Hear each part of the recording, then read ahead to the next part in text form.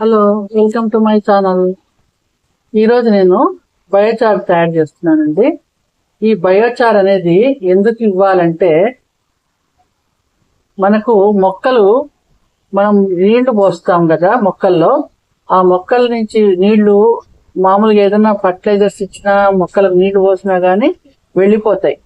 వెళ్ళిపోయినాక ఆ అట్లా పోకుండా ఉండటానికి అన్నట్టు ఈ బయోచార్ అనేది ఇస్తే మనకు ఈ లోపల ఉండే వాటర్ దంతా కూడా మనకు కొంత బయోచార్ అనేది తీసుకొని వాటిని మొత్తం మట్టిలో కలిసిపోయి కొన్ని పోషకాల రూపంలో మనకు మొక్కల్ని బాగా గ్రోత్ చేసేటట్టు చేస్తుందండి.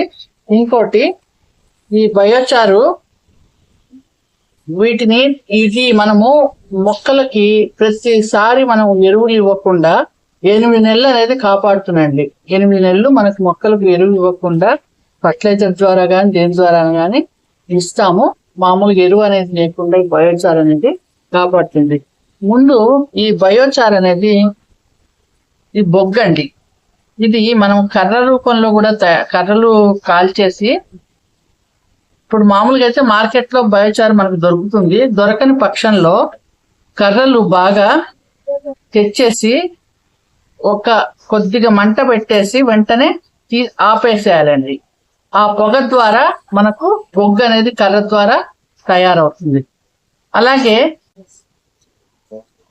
మనము ఈ బయోచార్ బొగ్గుతో పాటు మనము కౌడంగ్ వాడుకోవచ్చు, మామూలుగా ఎండుటాకులు వాడుకోవచ్చు, కొద్దిగా మట్టి వాడాలి, మామూలుగా వర్మి కంపోస్ట్ కూడా మనం వాడుకోవచ్చు, మేకల ఎరువు వాడుకోవచ్చు.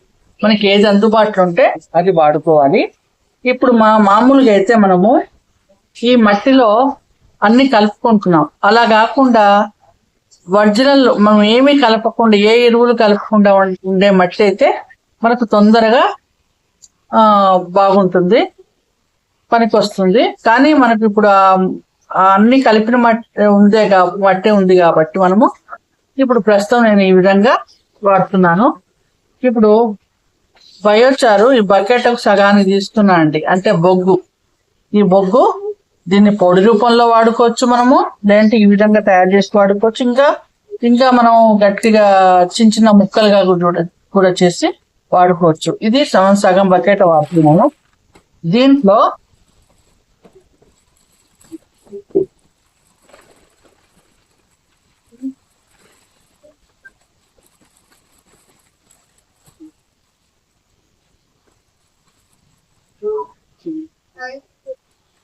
దీంట్లో బాగా మాగిన పశువుల ఎరువు అండి, కౌడంగ్.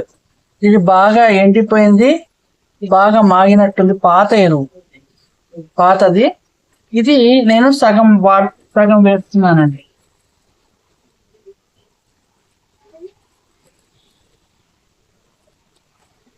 ఇది సగం వేస్తున్నాను.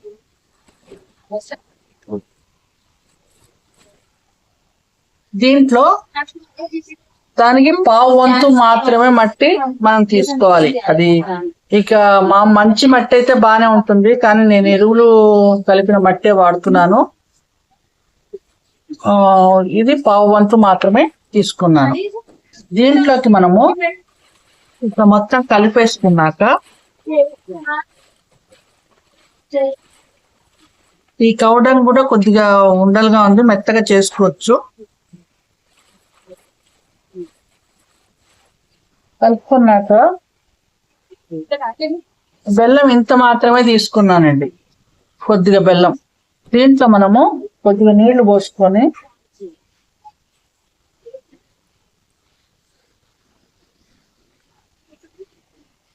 బాగా కలుపుకున్నాక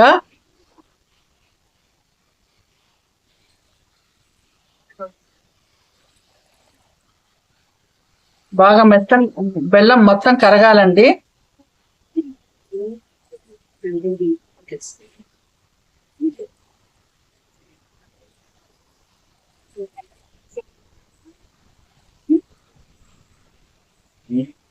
ఇదండి బెల్లము, మెత్తటి బెల్లమే తెచ్చుకున్నాను కాబట్టి కొద్దిగా కరిగింది.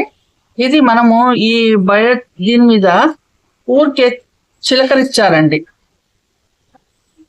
మనము నీళ్లు మొత్తం గుమ్మరించకూడదు, చిలకరించుకొని ఈ విధంగా తడిసేటట్టు చిలకరించుకొని ఇట్లా కలిపేసేసుకొని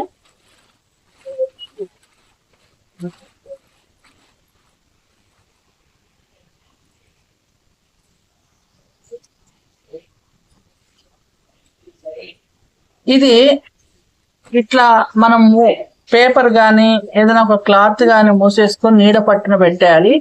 ఇది 15 రోజులు ఉంచాలండి. దీన్ని రోజు రోజు మాత్రం వీలవుతే 2 పూట్ల బెల్లం నీళ్లు చిలకరిస్తూ ఉండాలి మనము.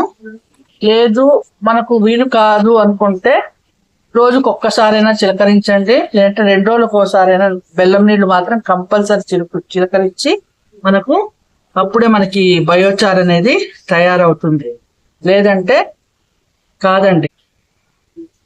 ఇప్పుడు ఈ బయోచార్ని 15 రోజుల తర్వాత ఉపయోగించవచ్చు, అంతవరకు వద్దు. మనం రోజు బెల్లం నీళ్లు కలుపుకుంటూ వేయాలి. ఇదండి, ఈ విధంగా అయితే బయోచార్ని తయారు చేసుకోవాలి మనకు. నేను ఇంకా మెత్తగా చేయలేదు, ఇదంతా మెత్తగా చేసుకొని తయారు చేసుకోవచ్చు. నాకు ఆల్రెడీ బయోచార్ నేను మొన్న ఎగ్జిబిషన్ లో కొనుక్కొని వచ్చుకున్నాను. అది యూజ్ చేసిన తర్వాత ఇది యూజ్ చేసుకుంటాను. ఈ బయోచార్ అనేది మొక్కలకి ఎలా వాడాలి అనేది నేను మీకు తర్వాత వీడియోలో చెప్తానండి. ఇదండి బయోచార్ చేసే విధానం.